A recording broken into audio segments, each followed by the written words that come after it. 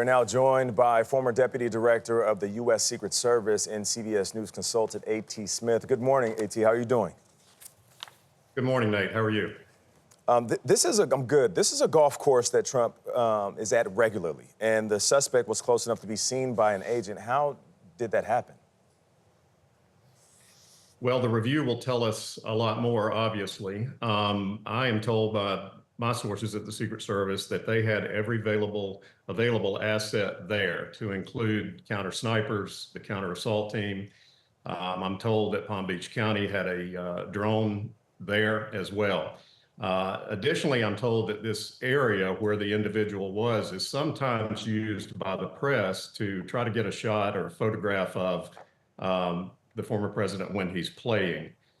Questions will have to be answered about whether or not there was counter surveillance units in the area that probably should have detected this individual early. And if they were not there, then what is the reason for that? So there's a little bit left yet to learn, I think. And so we'll just have to see how that unfolds now that the FBI has this investigation, and we'll see what they have to say. Are these close calls, do you think, an indication that there's a problem with the Secret Service? I don't think it's an indication of that. I think, unfortunately, the Secret Service is like any other law enforcement agency. And over the past few years, they have had problems with attrition. During my time, I'm a good bit older now, we didn't have people leave the Secret Service until they completed their career.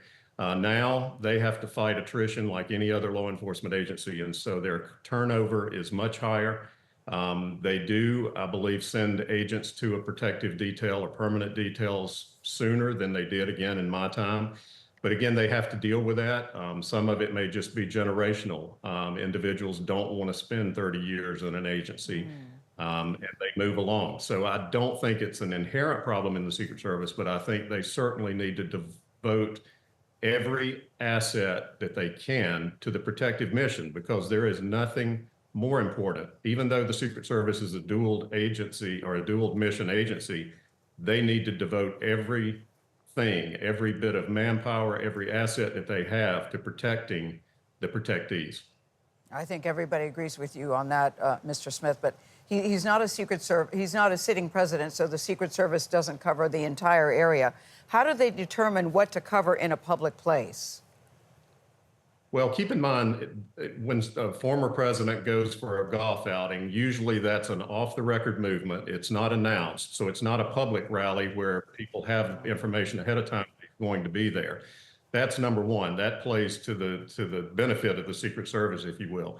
And it's not uncommon to do exactly what they were doing yesterday. You will secure the area before the protectee gets there, and then he's in sort of a bubble, and you move along and they secure 2 to 3, maybe even 4 holes at a time, moving ahead of him and covering the rear as well. So there's no one in that general area.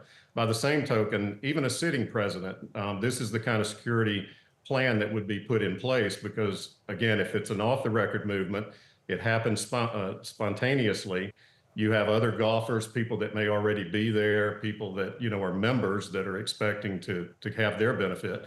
And so it's hard to completely close a course, and they don't always do either for a sitting president. That makes sense. A.T. Smith, thank you for joining us.